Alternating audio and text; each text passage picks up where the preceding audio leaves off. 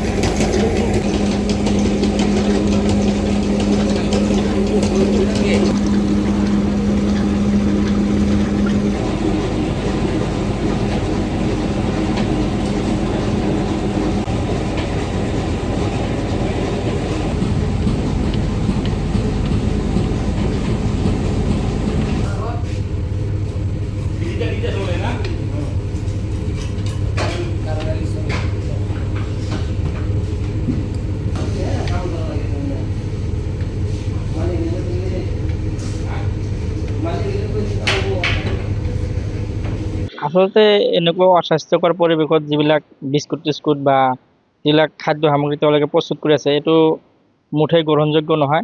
বা খাদ্য সুৰক্ষা বিভাগ এটা আছে, তেওঁলোকে অলপ চকু ৰাখিব লাগে বা তেওঁলোকে চাব লাগে আমি যিবিলাক খাদ্য বস্তু খাই আছোঁ কেনেকুৱা ঠাইত প্ৰস্তুত হৈ আছে বা খাদ্য বস্তুবিলাক খোৱাৰ উপযোগী হৈ আছে নে নাই, এইবিলাক খাদ্য সুৰক্ষা বিভাগে অলপ তদন্ত কৰিব লাগে আৰু চাব লাগে। আমি এইবিলাক বস্তু খাই হয়তো ল'ৰা ছোৱালীয়ে এইবিলাক বস্তু খাই আছে, এইবিলাকৰ ফলত সৰু সুৰা বেমাৰৰো সৃষ্টি হয়।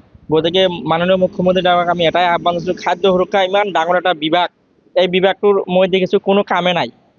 আৰু জিলা আয়ুক্তগৰাকীকো আহ্বান জনাইছোঁ, এই যিবিলাক বিস্কুট ফেক্টৰী আছে ভালদৰে তেখেতসকলে প্ৰস্তুত কৰিব পাৰে, তাৰ কাৰণে উপযুক্ত ব্যৱস্থা ল'লে আমি জিলা প্ৰশাসন ব্যৱস্থা ল'বৰ কাৰণে আমি জিলা প্ৰশাসনক আহ্বান জনাইছোঁ। আচলতে মাস্ক পিন্ধিব লাগে, হাতত হেণ্ড গ্লভছ থাকিব লাগে, মূৰত কেপ থাকিব লাগে, সেইবিলাকো নাই। এনেকুৱা হয়তো আমিও মাজে মাজে বজাৰত তেনেকুৱা বেকাৰীৰ বস্তু কিনি খাওঁ, কেতিয়াবা চুলিও ওলায়। এনেকুৱা হয়তো বিধিসন্মতভাৱে তেওঁলোকে প্ৰস্তুত কৰা নাই, তেওঁলোকৰ ওপৰত বিহিত ব্যৱস্থা ল'ব লাগে খাদ্য সুৰক্ষা বিভাগটোৱে। আৰু খাদ্য সুৰক্ষা বিভাগক আহ্বান জনাইছোঁ, এনেকুৱা আমাৰ এই জয়গোবা অঞ্চলত বা বঙাইগাঁও জিলাত বিভিন্ন ঠাইত এনেকুৱা ক'ল্ড ড্ৰিংকছ ফেক্টৰী হওক, বিস্কুট ফেক্টৰী হওক, বিভিন্ন ফেক্টৰীত তেওঁলোকে যাব লাগে, চাব লাগে তেওঁলোকে কেনেকৈ প্ৰস্তুত কৰি আছে। বিধিসন্মতভাৱে যদি প্ৰস্তুত নকৰে তেনেহ'লে তেওঁলোকৰ ওপৰত ব্যৱস্থা ল'বলৈ আমি খাদ্য সুৰক্ষা বিভাগ বা যোগান বিভাগক আমি আহ্বান জনাইছোঁ, খাদ্য সুৰক্ষা বিভাগক আমি আহ্বান জনাইছোঁ।